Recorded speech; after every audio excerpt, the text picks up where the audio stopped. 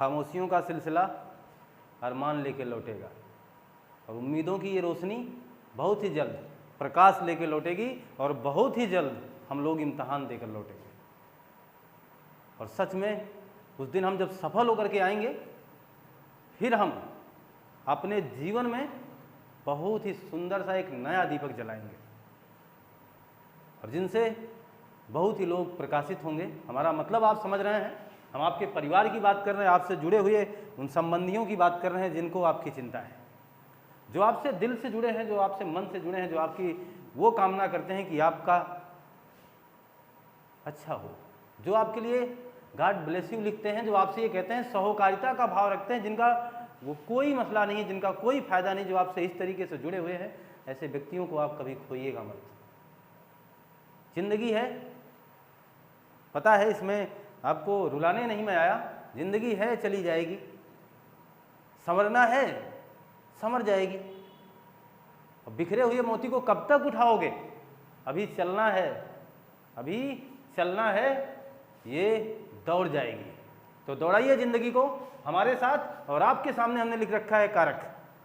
ये एहसास दिला रहा होगा ये टॉपिक कि मैं हर परीक्षा में पूछा जाता हूँ, मैं हर बार आपके सामने आता हूँ। जब आप किसी वनडे एग्जाम की तैयारी कर रहे होते हैं तो मैं हर बार आपके सामने आ ही जाता हूँ। कोई ऐसा एग्जाम नहीं जब हम आपके सामने ना हों। जब आप किसी वनडे एग्जाम की तैयारी कर रहे हैं, मैं बार बार आपके सामने आता हूँ और आता रहूँगा। और अगर ऐसा है तो मैं इनके मिथक को तोड़ने वाला हूँ, और आज से आपको ये परेशान जो बार बार करते आए ना, मैं इनकी उस परेशानियों के जड़ को ही मिटा देने वाला हूँ।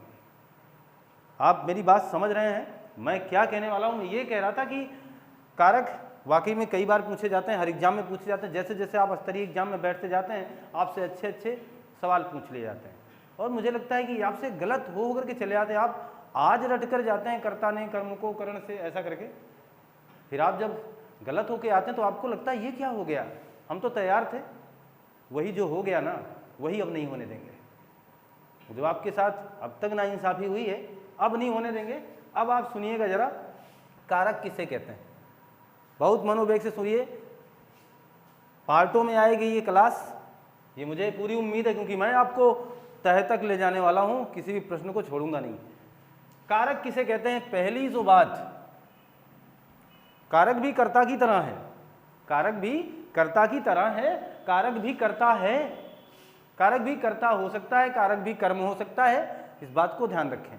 अब जरा यहां ध्यान क्या देना है, मैं ये कहने वाला हूं, जो क्रिया के कार्य को करता तो है ही, जो क्रिया के कार्य को संपादित करे वो करता है, जो क्रिया के कार्य को संपादित करे वो करता है, तथा जो क्रिया से अन्य शब्दों का भी संबंध बना दे वही कारक है। जो क्रिया से अन्य शब्दों का संबंध भी बना दे वही कारक है। समझिएगा जरा, संज्ञा मैं लिख क्या रहा हूं, बिल्कुल अलग दे रहा हूं आपको। संज्ञा एवं सर्वनाम, संज्ञा एवं सर्वनाम की व्याकरणिक कोटि, संज्ञा और सर्वनाम की व्याकरणिक कोटि कारक कहलाती है। संज्ञा और सर्वनाम की व्याकरणिक कोटि क्या कहलाएगी? कारक कहलाएगी।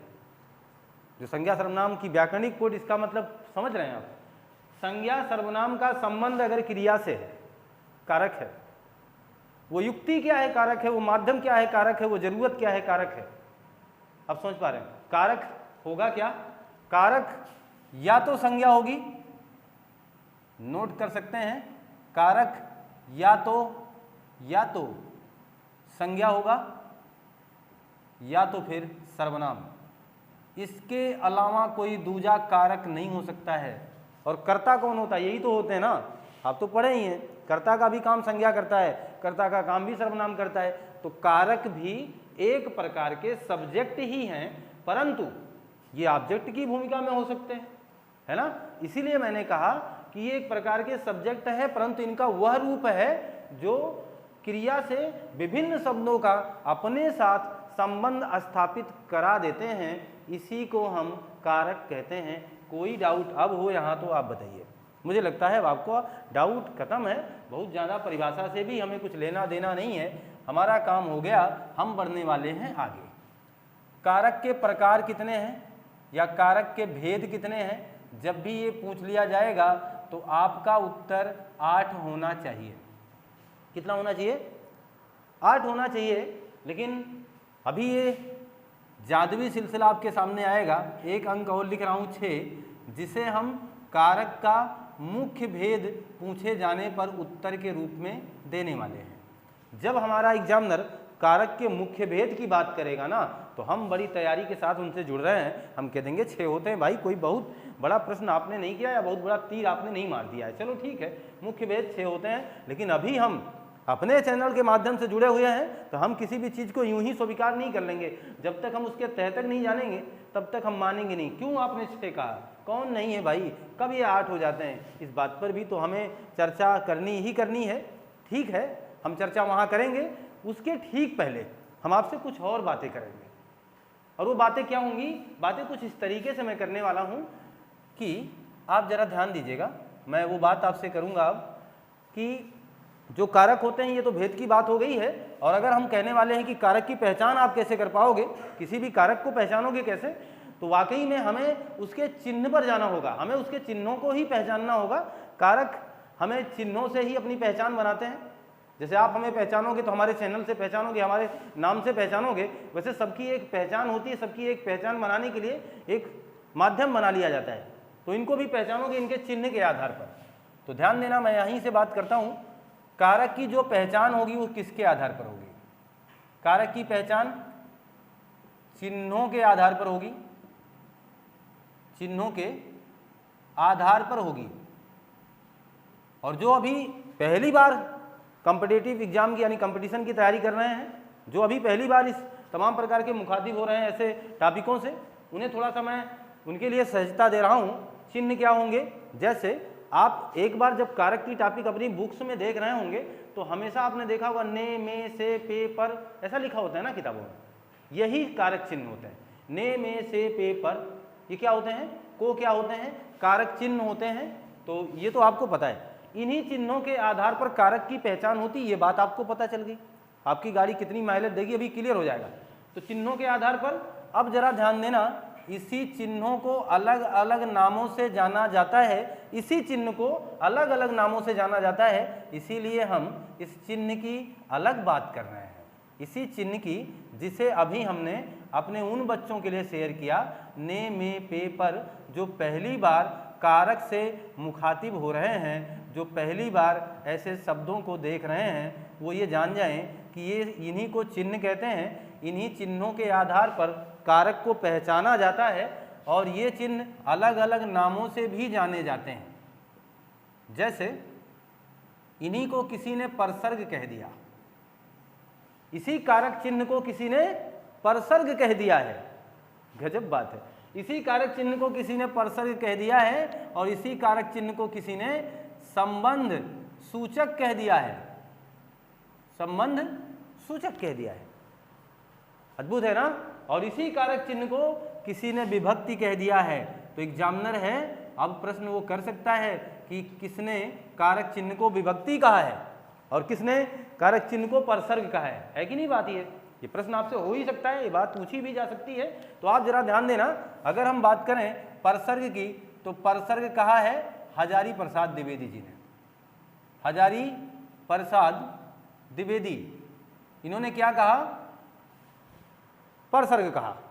हजारी प्रसाद द्विवेदी जी ने परसर्ग कहा। और जरा ध्यान देना, संबंध सूचक कहा है कामता प्रसाद गुरु जी ने। कामता प्रसाद गुरु जी ने इसे संबंध सूचक कहा, और किशोरी लाल जी ने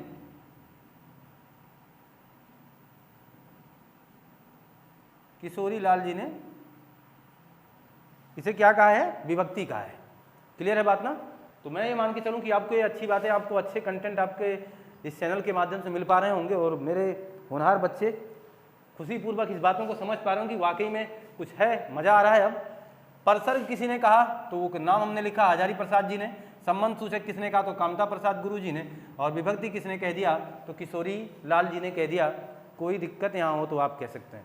मुझे लगता है कोई डाउट नहीं है, कोई समस्या नहीं है हमारे प्रिय विद्यार्थियों को। अब मैं मान के चलूं कि हमें इतनी जानकारी हो गई कि चिन्ह को अलग अलग नामों से भी जाना जाएगा। ये प्रसर्ग आ जाए, संबंध सूचक आ जाए, विभक्ति आ जाए, तो बने रहिएगा अपने चिन्ह पर, बने रहिएगा अपने चिन्ह पर। अब मैं बात कर लेता हूँ इन चीज़ों की जो अभी आप हाल फिलहाल अब आपके सामने उल्लिखित है, और उसकी बात अब करूँगा।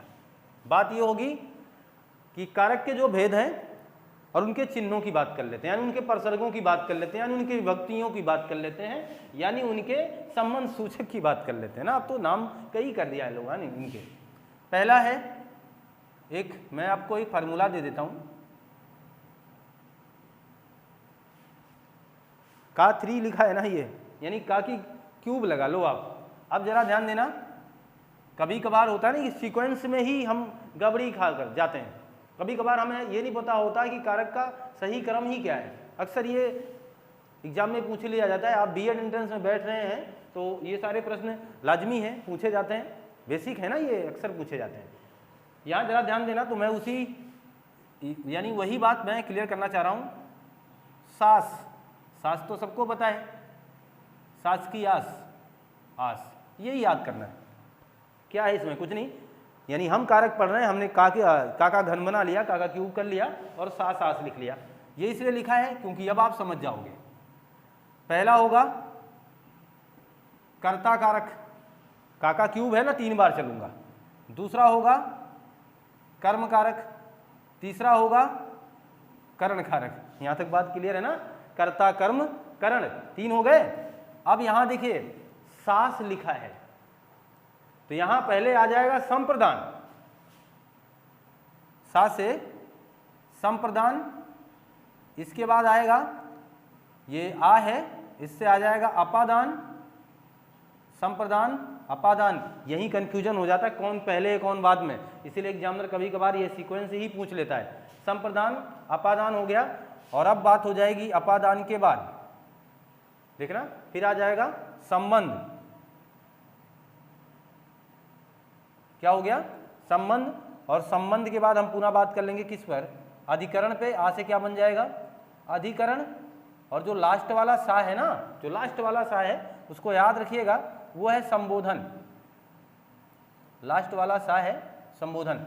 ये बात आपको स्पष्ट रूप से दिख रही है। मैं ये मान के चलूं कि आप पूरे कंटेंट को पूरे मनोवेग से देख रहे हैं, और पूरे मनोवेग से देखने का प्रयास करें। मैं बिल्कुल अलग करके देने वाला हूं, बहुत ही अलग अद्भुत चीज़ें आपको आपके सामने मैं रखूंगा। फिर आपको इस टॉपिक से शिकायत तो नहीं होने दूंगा। किसी भी प्रैक्टिस सेट को हल करिएगा यार, कहीं भी बैठना, किसी भी प्रैक्टिस सेट को हल करना, फिर आपको चिंता करने की बात नहीं है। आप पहले तह तक तो जाइए, इसके प्रश्नों के उस स्तर तक तो पहुँचे जहाँ हमें पहुँचना है। तो मैंने एक वो ट्रिक देने का आपको प्रयास किया है, आपको ये बात समझ में आ गई। मैंने इसको इस तरीके से लिखने का प्रयास किया था। तो 1 2 3 4 5 6 7 8 हो गए। अब महत्वपूर्ण बात है कि मैं इनके प्रसर्गों की यानी इनके चिन्हों को आगे लिखना चाह रहा हूँ। तो इनके चिन्ह क्या होंगे, कर्ता का चिन्ह क्या होगा, ने। कर्म का चिन्ह क्या होगा, को। कर्ण का चिन्ह क्या होगा भाई, से। और आप इसमें ध्यान दीजिएगा, द्वारा यानी माध्यम, से द्वारा यानी माध्यम रहेगा। अभी तो मैं फिलहाल इतनी बात कर रहा हूँ, लेकिन मैं कभी ये नहीं कहूँगा केवल इन्हीं चिन्हों को देखो और कारक बता दो, नहीं। मैं केवल चिन्हों को याद कराना चाह रहा हूँ। जैसे किसी ने आपसे कह दिया कि ने किसका चिन्ह है, बेसिक बात है, पूछा, अब हाल फिलहाल एग्जामों में नहीं जा रहा है, लेकिन बेसिक बात है। कोई आपसे कह दे कि कर्ता का चिन्ह क्या है, तो कह दो ने होता है यार। लेकिन मैं ये गारंटी नहीं लूँगा, मैं ये दावे के साथ नहीं कहूँगा कि जहाँ जहाँ ने आएगा वही होगा, या जहाँ को आ जाएगा वही होगा। इसीलिए हम लोग इसके अलग तरीके से अध्ययन करने वाले हैं। अभी केवल चिन्ह जान लो बस। संप्रदान में के लिए, के वास्ते, के लिए आबलिक वास्ते, ये हो जाएगा। अपादान वही बात से होगा, लेकिन अब यहाँ अलगाव की बात होगी, से अलगाव होगा। संबंध में का, की, के, रा, री, रे। और एक आ जाएगा ना, नी और फिर ने। अधिकरण में क्या आएगा, में, पर, ऊपर, ये अधिकरण का चिन्ह है। संबोधन का हे, ओ, अरे। हे, ओ, अरे या रे लिखा हो, रे और अरे एक ही रूप है। क्लियर है ना ये बात। तो मैंने सारे चिन्हों को लिखने का ही प्रयास कर लिया है। अब महत्वपूर्ण बात मैं आपको यहाँ से और बताना चाहूँगा, कुछ ऐसे ही इस ग्राफ के माध्यम से ही कुछ सीख जाएं हम तो बेहतर है। और अभी देखना जरा, ये तो चिन्ह है, जब भी कभी कोई चिन्ह पूछा जाए तो बता सकते हो ना कि फला फला चीज़ का चिन्ह है ना। इस कारक का चिन्ह आप हो, इस कारक का चिन्ह आप हो, इस कारक का चिन्ह आप हो, इस कारक का चिन्ह आप हो, ऐसा करने में कोई दिक्कत नहीं हम लोगों को अब। और मैंने इनके क्रम को भी हम लोग जान चुके हैं कि हाँ आप इसी क्रम में आप समायोजित रहेंगे, आप नंबर 1 नंबर 2 ऐसे करके रहोगे। हाँ, एक महत्वपूर्ण बात अभी हल करना रह गया है इसी टॉपिक से, और वो क्या है, जो 6 वाली बात हुई है, मुख्य भेद 6 है ना। मुख्य भेद कितने हैं? 6। आपके दिमाग में ये बात आ रही होगी सर अगर मुख्य भेद 6 हैं तो फिर वो 2 कौन से हैं जो नहीं है।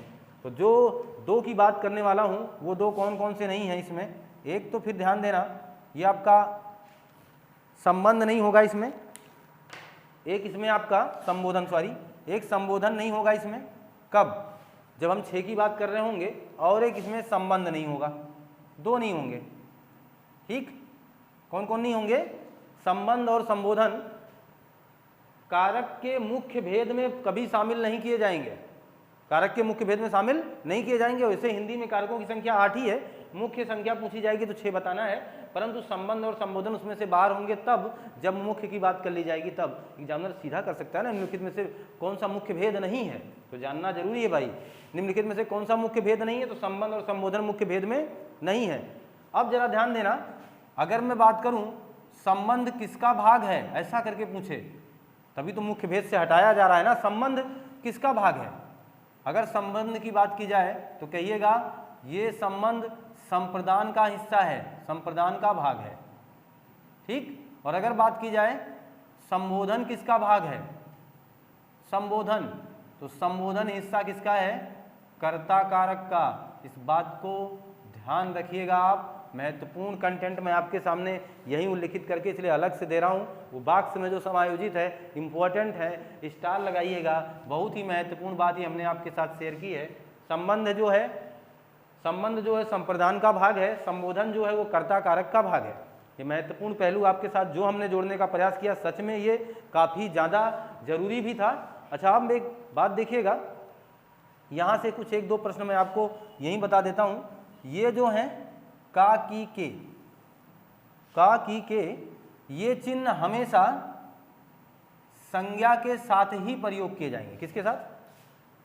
का की के संज्ञा के साथ। का की के किसके साथ? संज्ञा के साथ। और ध्यान देना सर्वनाम के साथ, क्योंकि अभी हमने आपको ठीक पहले बता रखा है कारक या तो संज्ञा होगा या तो सर्वनाम होगा ना। तो हमने कह दिया अगर हम संबंध कारक पढ़ रहे हैं, किसी वाक्य में हम संबंध कारक बना रहे हैं, तो जितनी संज्ञा है ना उनके साथ का की के अलावा कुछ नहीं लगेगा। संबंध के साथ, संज्ञा के साथ ध्यान देना का की के अलावा कुछ नहीं लगेगा, के अलावा कुछ नहीं लगेगा। आई बात समझ में? कब? जब संबंध कारक का कोई वाक्य आप बना रहे हो, संज्ञा के साथ बना रहे हो, तो उसके साथ और कुछ नहीं लगेगा। क्लियर है बात?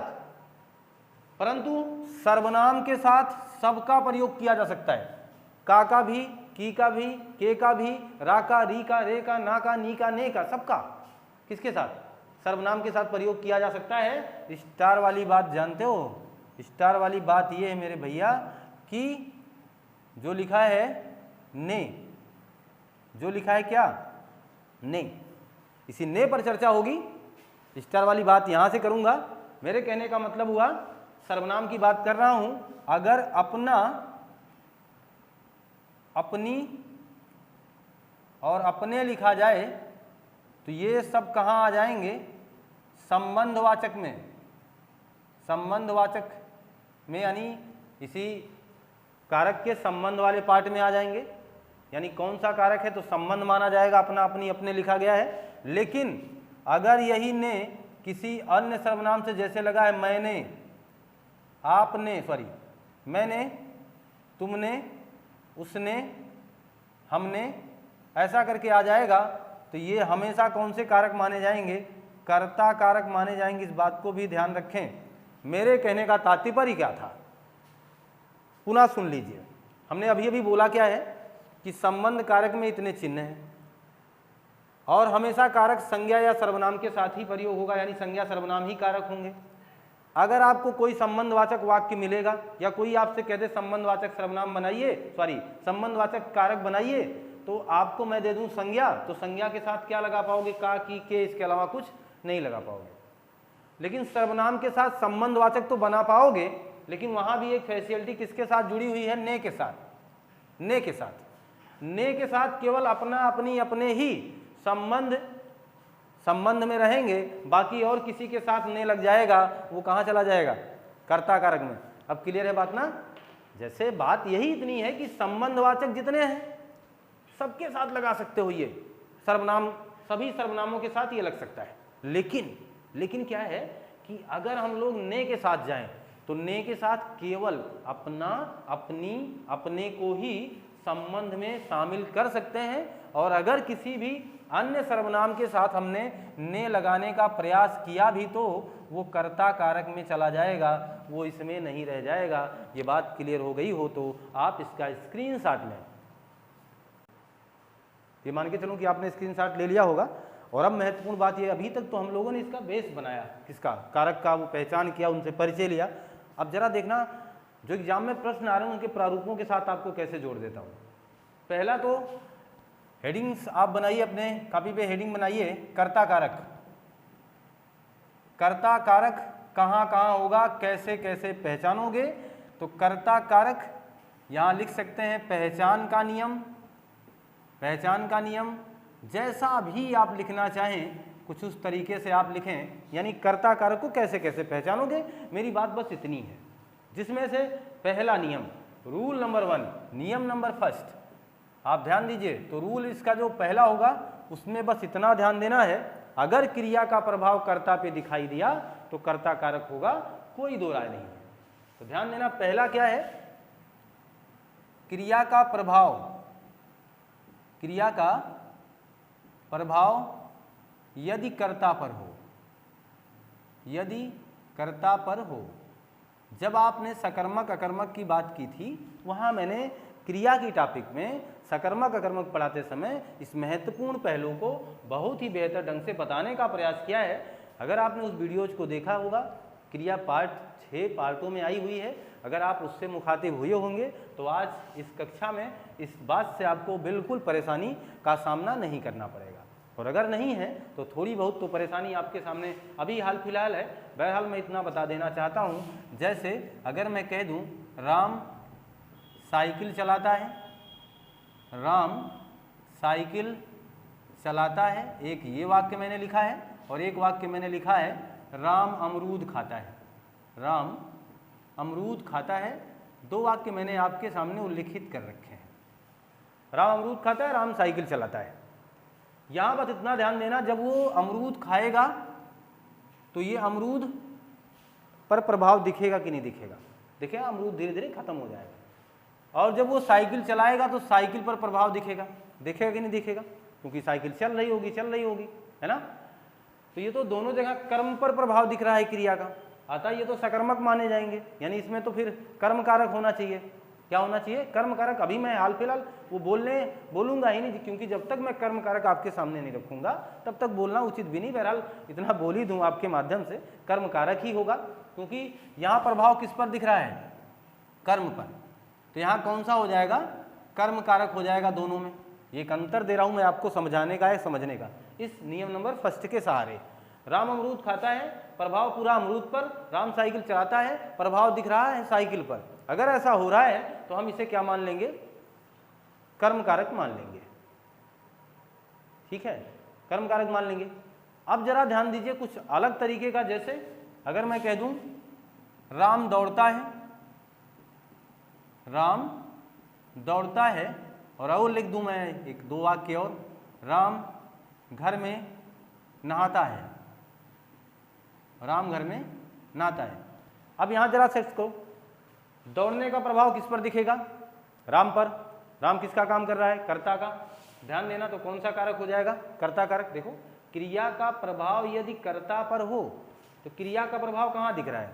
अरे भाई, दौड़ोगे तो प्रभाव आप पर दिखेगा ना, साइकिल चलाओगे तो प्रभाव साइकिल पर दिखेगा ना। अब कुछ समझदार लोग ये भी कह सकते हैं सर आप भी जब साइकिल चलाएंगे तो प्रभाव आप पर भी दिखेगा। यार तो दोनों कारक एक साथ नहीं हो जाएंगे, इस बात को भी ध्यान देना। एक वाक्य में 8 कारकों का प्रयोग किया जा सकता है, लेकिन कभी भी एक स्थान पर 2 कारक नहीं लगाए जाएंगे। हमारी बात समझ में, कभी भी एक स्थान पर 2 कारक नहीं लगाए जाएंगे। एक वाक्य में 8 कारक लगा सकते हो, लेकिन एक स्थान पर 2 नहीं आएंगे।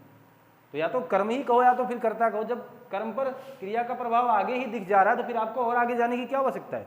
मेरे कहने का मतलब जब आपका काम यहीं पूरा हो जा रहा है तो फिर दूसरे चैनल पे जाने की क्या आवश्यकता है ना। यही काम कर लो। खाता है तो अमरूद, प्रभाव दिख गया, लो कर्म कारक है। दौड़ता है तो कहीं नहीं दिखा, सीधा राम पे दिखा, राम करता है तो कर्ता कारक हो गया। राम घर में नहाता है, नहाने का प्रभाव क्या घर में दिखेगा क्या? आपके नहाने से आपका घर साफ हो जाएगा क्या? आपके नहाने से आपके घर में कोई परिवर्तन होगा? नहीं। घर में कोई प्रभाव ना दिख करके परिवर्तन जो कुछ भी दिखेगा, जो भी प्रभाव दिखेगा वो आप पर दिखेगा, आपके ऊपर दिखेगा, स्वयं पर दिखेगा। इसीलिए यहाँ भी कौन सा कारक हो जाएगा? कर्ता कारक। मैं इस बात को अब समझा चुका हूँ। मुझे लगा है कि मेरे बच्चे, मेरे होनहार स्टूडेंट्स इस बात को भली भांति स्वीकार कर चुके हैं और अपने जहन में इस बात को जगह के रूप में दे चुके हैं। एक बार और ध्यान देना, अगर कहीं भी इस हाल फिलहाल इसमें थोड़ी बहुत दिक्कत आई जाए आपको, तो आप क्रिया के उन पार्टों का अध्ययन करें आराम से। इस पर काफ़ी चर्चा हुई है, काफ़ी बहस की गई है इस बात पर, तो वो क्लियर कर जाएगा। रूल नंबर 2 यानी नियम नंबर 2 की बात हम कर लेते हैं। और आज बात होगी स्टार वाली, बात होगी मुद्दे की, और बात होगी वो मर्दों वाली जुबान की, जो कटने वाली नहीं है। मर्दों की जुबान का मतलब ये मत सोचना कि पुरुषों की जुबान की बात कर रहा हूँ, मैं मुहावरा बोल रहा हूँ। मर्दों की जुबान का मतलब वो जुबान जो कभी फिसले ना। और अद्भुत होगा, अब रूल 2 की बात मैं करूंगा तो रूल 2 में ये करने वाला हूं निश्चयात्मक वाक्य। निश्चयात्मक वाक्य भी यहीं आएंगे। कैसे वाक्य? निश्चयात्मक वाक्य में कर्ता कारक होगा। ठीक भैया, ये नियम नंबर 2 आपसे कहने वाला क्या है, जरा ध्यान देना। जैसे अगर लिख दिया जाए पिताजी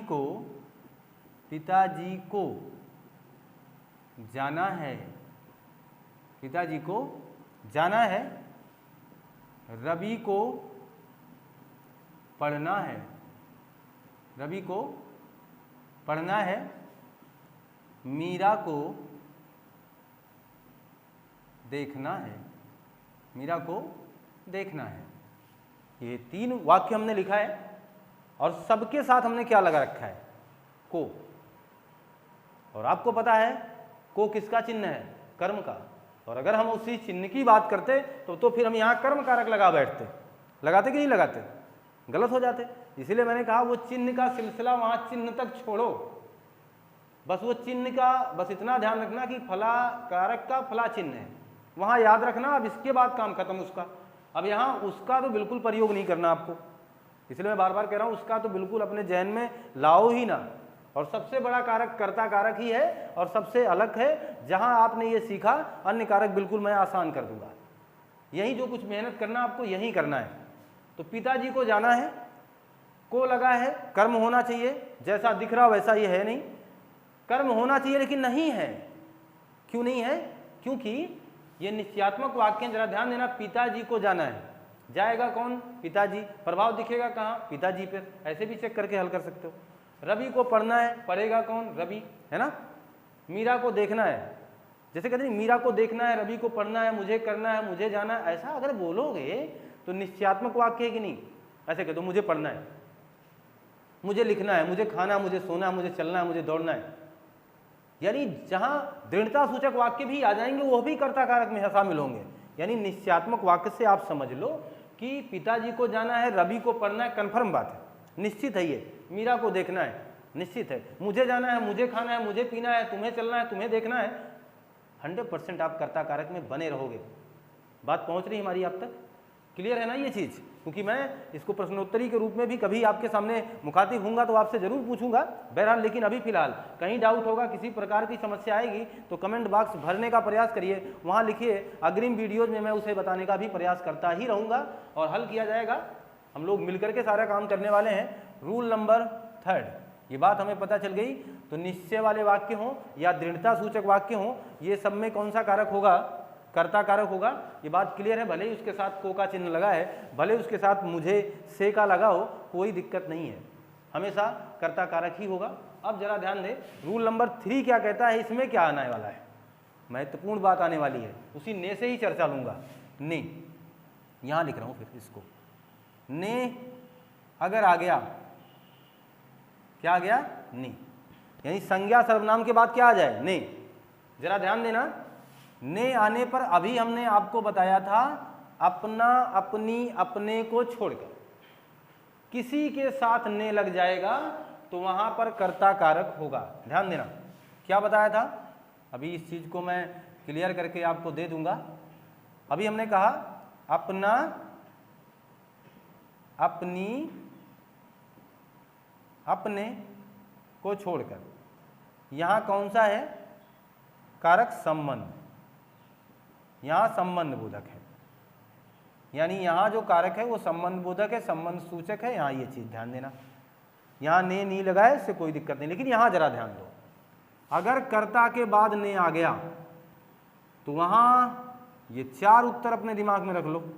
अद्भुत है ये जो कंटेंट मैं दे रहा हूं आपको सच में बिल्कुल अलग होगा।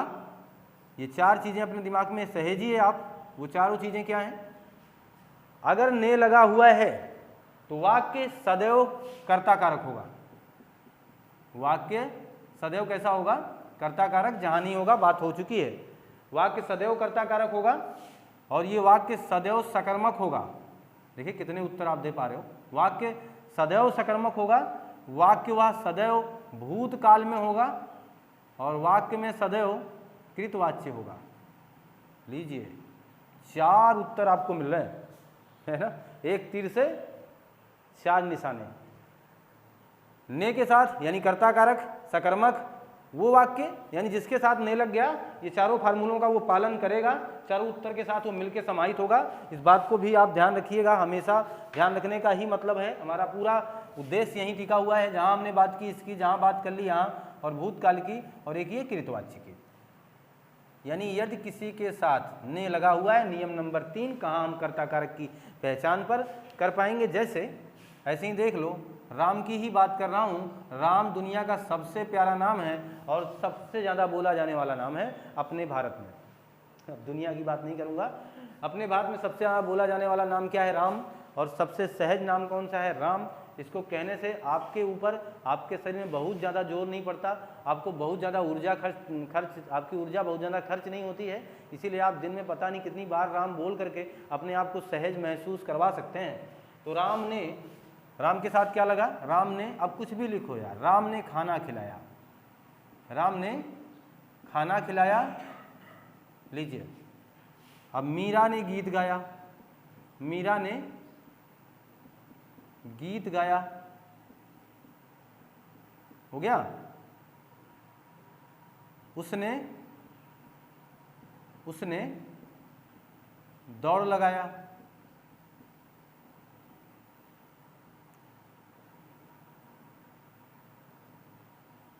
पुष्पा ने फूल तोड़ा,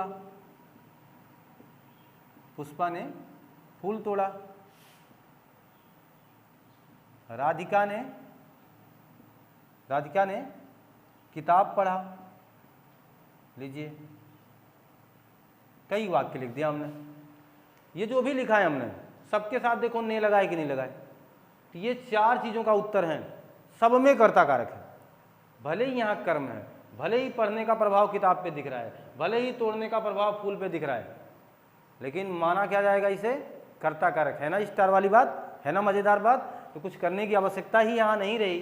अगर कर्ता के बाद, कर्ता पहचानते तो हो, जो काम करता वो करता है। कर्ता के बाद ने लग जाए, कर्ता के बाद ने लग जाए तो हर जगह कौन सा कारक होगा? कौन सा कारक होगा? कर्ता कारक होगा। तो राम ने कर्ता कारक, मीरा ने कर्ता कारक, उसने कर्ता कारक, पुष्पा ने कर्ता कारक, राधिका ने कर्ता कारक। और ये 4 चीजों का उत्तर, कोई आपसे पूछ ले इसमें कौन सा, ये कैसी क्रिया है, तो कह दो सकर्मक है सब। किस काल में है तो कह दो भूतकाल में है। कैसा वाच्य है तो कृतवाच्य है। कितने उत्तर दे पाओगे ना आप आसानी से? तो मैं मान के चल रहा हूँ कि आपके बातें अच्छे ढंग से समझ में आ ही रही होंगी। क्लियर है बात? तो आप इसका स्क्रीनशॉट ले लें। ये मान के चलूं कि आपने इसका स्क्रीनशॉट ले लिया होगा। और अब बात करेंगे हम लोग अगले प्रकार की, यानी अगले प्रकार का मतलब इसी के अगले नियम की, रूल नंबर 4। अब यहां पहुंच जाइए आप सोचोगे सर कितना नियम लगा रहे हैं। सच में जब इसी नियमों को आप जान जाएंगे ना, अलग अलग तरीके से पहचान जाएंगे ना, फिर आप देखिएगा ना आपकी गाड़ी कैसे भागेगी, सरपट दौड़ेगी आपकी गाड़ी, रुकेंगे नहीं आप, किसी के भी सामने आप हिचकेंगे नहीं। आप जरा इसको पूरे मनोवेग से पढ़ने का तो प्रयास करें, हमारे साथ आप जुड़ करके देखें तो सही। बहुत कुछ है मेरे पिटारे में, बहुत कुछ है मेरे पिटारे में, कभी देखना जरा जब आएगा। अभी आपकी परीक्षाएं आने दो, अभी मैं इनके और भी रूल बताऊंगा। मैं कभी ये आपसे नहीं बोला हूं कि मैंने कसम खा लिया कि ये टॉपिक पूरी होगी, अभी नहीं, अभी सहमे नहीं है हम, और अभी हम रुकेंगे भी नहीं। आगे चल करके अभी बहुत सी ऐसी चीज़ों का सामना हम लोगों को करना होगा और बताना ही होगा, पढ़ना ही होगा। अब जरा ध्यान दें, तो रूल नंबर 4 की जहां हम बात कर रहे हैं, तो यहां हम बात करें जब कर्म दिखाई ना दे तब भी कर्ता कारक होगा। जब कर्म दिखाई ना दे तो भी कर्ता कारक होगा। कर्म दिखाई ना दे इसका क्या मतलब है? कर्म हो लेकिन वो दिखे ना, यानी ऐसा कर्म जो वाक्य में तो हो लेकिन वो वाकई में एक भाव हो, दिखता ना हो। जैसे समझ जाओगे, जब कर्म दिखाई ना दे, जैसे दादी जी ने कहानी सुनाया। अब अगर ने लग गया तो आप कह दोगे खुद ही सर कि ये तो है ही है, तो ने हटा दे रहा हूं। दादी जी कहानी सुना रही हैं, दादी जी कहानी सुना रही हैं। और अगर मैंने यहाँ ने लगाया होता दादी जी ने कहानी सुनाया तो फिर पिछले नियमानुसार यानी रूल नंबर 3 के ही अनुसार वो कर्ता कारक था, है ना? तो फिर उसमें कुछ करने की आवश्यकता ही नहीं थी। लेकिन दादी जी कहानी सुना रही हैं, क्या सुना रही हैं? कहानी। इसका मतलब कहानी कर्म है, कहानी कर्म है, अतः यहाँ कर्म कारक होना चाहिए। लेकिन क्यों नहीं हो रहा है? जानते क्यों नहीं हो रहा है? यहाँ कर्म कारक इसलिए नहीं हो पा रहा है क्योंकि कहानी सुनाई तो जा रही है लेकिन ये अप्रत्यक्ष है। अप्रत्यक्ष का मतलब ये दिखेगी नहीं ना, कहानी कहीं दिखेगी क्या? जैसे दादी जी आपको कहानी सुना रही थी, एक भाव आपके साथ प्रेषित कर रही हैं, तो क्या कहानी को देख पा रहे हो क्या? ऐसे से है, आपकी तरह है, ऐसा थोड़ा है, आपकी भी तरह तो नहीं है वो कहानी ना, तो इसका मतलब नहीं जान पा रहे हैं हम लोग। तो कहानी अप्रत्यक्ष है, इसलिए यहाँ पर कौन सा कारक हो जाएगा? कर्ता कारक। यानी ठीक ठाक बात है, कर्म कारक होते हुए भी कर्ता कारक हो रहा है, इसका मतलब स्टार वाली बात हो रही है हमारे साथ, है ना? इसके मतलब हम लोग अद्भुत चीज़ें सीख रहे हैं, हमें अब एग्जाम में बैठने में कोई हेजिटेशन नहीं होगा। तो हमने कहा कि दादी जी कहानी सुना रही हैं, कहानी अप्रत्यक्ष होने की वजह से कर्म कारक होने के साथ साथ, यानी कर्म कारक तो था परंतु माना नहीं गया, अब इसे क्या मान लिया गया? कर्ता कारक। क्लियर है बात ना? जब अप्रत्यक्ष होगा तो उसे जैसे भी देख लो, अभी मैं कह दूं कि सीमा गीत गा रही है, देखो सीमा गीत गा रही है, तो गाने दो। क्या गा रही है? गीत। क्या का उत्तर कर्म होता है, अतः ये तो कर्म कारक होना चाहिए, नहीं हो रहा है। तो क्यों? क्योंकि गीत जब वो गाएंगी ना तो वो भाव होगा, ये दिखेगा नहीं इसी की तरह। अप्रत्यक्ष होगा तो आप इसे कर्ता कारक में शामिल कर लोगे, है ना? मजेदार बात है कि नहीं? तो रूल नंबर 4 के बाद हम बात करेंगे रूल नंबर 5 की। रूल नंबर 5 यानी 5वां पार्ट इसका क्या होगा? जरा ध्यान देना, बहुत अच्छी बात अब होगी ये आपके साथ। माध्यम छुपा लिया जाए, माध्यम छुपा हो तो भी, माध्यम छुपा हो तो भी कौन सा कारक होगा? जहां बने हैं वही कारक होगा, माध्यम छुपा हो तो भी। जैसे कोई कार्य हम संपादित करते हैं, अगर किसी माध्यम से कर रहे हैं तो करण कारक होगा। कौन सा कारक होगा? करण। इस बात को ध्यान देना, करण कारक में मैं इसकी बात करूंगा। कोई माध्यम छुपा लिया जाए तो करण कारक नहीं होगा। यानी अगर किसी कार्य को हम संपादित कर रहे हैं, जैसे मैं अगर इस बात को आपके सामने लिख पा रहा हूं तो इसी मार्कर की बात है, इसी पेन की बात है, इसी से तो लिख रहा हूं, है ना? तो ये माध्यम है। मैं इस कार्य को संपादित कर रहा हूं तो कैमरे का सहारा मैंने लिया है आप तक पहुंचने का। अब वो पहुंच पा रहा हूं कि नहीं पहुंच पा रहा हूं वो बात की बात है, लेकिन मैं आप तक पहुंचने का यही हमारा एक जरिया है। हम आप तक पहुंचना ही चाह रहे हैं इसी कैमरे के माध्यम से। तो माध्यम छुपा हो तो, इनका कहने का मतलब कार्य हो लेकिन माध्यम दिखाई ना दे। जैसे अगर मैं पत्र लिखूं, पत्र लिखूं तो पेन गायब हो, तो पेन क्या हो, गायब हो। अगर मैं सब्जी काटूं तो क्या गायब हो, चाकू गायब हो। समझ में आ रही मेरी बात? अगर मैं पतंग उड़ाऊं तो धागा गायब हो, अगर मैं पानी पीता हूं तो गिलास गायब कर देता हूं। तो ये, और वाक्य को मैं संपादित कर रहा हूं। जैसे समझना, पत्र, मेरे कहने का मतलब माध्यम छुपा हो तो जैसे यहां आएगा से द्वारा, और आपको पता से द्वारा किसका चिन्ह होता है, कर्ण का, लेकिन से द्वारा लगे होने पर भी कौन सा कारक हो जाएगा, कर्ता कारक। कब? जब माध्यम छुपा लिया गया हो तब। अब समझ गए कि नहीं समझ गए? हमने कहा से द्वारा लगा होगा तो कर्ण कारक होता है, लेकिन अगर माध्यम छुपा लिया गया है तो कर्ता कारक हो जाएगा फिर, ये चीज। अब इसमें करना क्या, देखना जरा। जैसे मैंने लिखा मेरे द्वारा पत्र लिखा जाता है, मेरे द्वारा पत्र लिखा जाता है, ठीक। आप बताना, पत्र मेरे द्वारा तो लिखा जा रहा है, लेकिन क्या मैंने माध्यम दिया है आपको? क्या मैं ऐसे ही अपने शरीर से लिख दूंगा क्या? नहीं ना। इसका मतलब पेन इसमें देना चाहिए था, मेरे द्वारा पेन से पत्र लिखा जाता है। अब समझ पा रहे हैं आप मेरी बात? माध्यम छुपाया गया इस वाक्य में। देखना, जैसे आपके द्वारा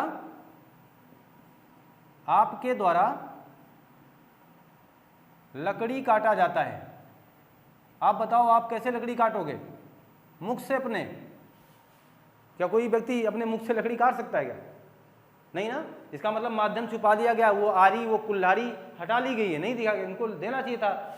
आपके द्वारा कुल्हाड़ी से लकड़ी काटा जाता है, यानी यहां भी माध्यम का प्रयोग नहीं किया गया है, माध्यम यहां भी अप्रदर्शित है, माध्यम को छुपाया गया है। बात हमारी समझ रहे हैं कि नहीं समझ रहे हैं?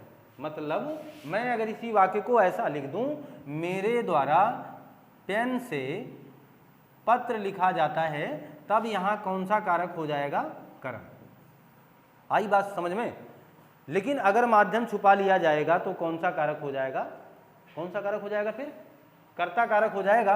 आपके द्वारा लकड़ी काटी जाती है, माध्यम छुपा है, माध्यम छुपाया गया है, इस बात को ध्यान दें, माध्यम छुपाया गया है, इसीलिए यहां पर कौन सा कारक हो जाएगा? कर्ता कारक। मैं कह देता हूं कि मेरे द्वारा फूल तोड़ा जाता है, कौन सा कारक होगा? आपसे पूछ रहा हूं मैं। तो आपका जवाब आएगा, सर इसमें भी तो छुपा लिया गया है।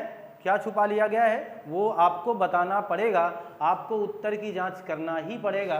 ये जानने के लिए अगर माध्यम छुपा है तो उत्तर की जांच करें, कौन सा माध्यम छुपाया गया है। अगर माध्यम बाहर आता है तो कह दीजिए कर्ता कारक। जैसे मेरे द्वारा पत्र लिखा जाता है, माध्यम छुपाया गया है, कौन सा माध्यम? तो हम कहेंगे पेन छुपा लिया गया है, अतः कर्ता कारक, ठीक। आपके द्वारा लकड़ी काटा जाता है, मैं कहूँगा माध्यम छुपाया गया है, आप कहोगे कौन सा माध्यम? तो मैं कह दूंगा इसमें यार वो ही नहीं है, ना आरी है ना कुल्हाड़ी है, दोनों गायब है, अतः माध्यम छुपा लिया है आपने, अतः हम आपको क्या बता देंगे? कर्ता कारक। अब हमने कह दिया मेरे द्वारा फूल तोड़ा जाता है, तीसरा वाक्य देख लो, मेरे द्वारा फूल तोड़ा जाता है। अब बताना जरा, फिर कुछ लोगों ने कह दिया यार इसमें भी छुपा लिया गया यार, तो मैं पूछूंगा ना क्या छुपा लिया गया, बताना जरा। अब आप सोचोगे हाथ छुपा लिया गया, यार जब आप फूल तोड़ने जाओगे, जरा बताना, जब आप फूल तोड़ने जाओगे तो हाथ रख के जाओगे क्या? वो जो हाथ है वो आपके साथ ही जाएगा, आपके साथ ही चलेगा। तो मेरे द्वारा फूल तोड़ा जाता है, इसका मतलब ये हुआ कि यहाँ पर कुछ छुपाया नहीं गया है, कुछ छुपाया नहीं गया है, अतः यहाँ पर कर्ण कारक ही रहेगा। मैं मान के चलूँ कि आज की क्लास बहुत ज़्यादा लंबी ना हो, यहीं से इसी सिलसिले से मैं आपको पुनः जोड़ूंगा, यहीं से मैं आपको पुनः जोड़ने का प्रयास करूंगा। और मैं चाहता हूं कि आपको ये कंटेंट अगर अच्छा लगा है तो लाइक करें, शेयर करें, सब्सक्राइब करें। मिलते हैं आपसे नई कक्षा में। आपका दिन शुभ हो, आपको बहुत बहुत धन्यवाद।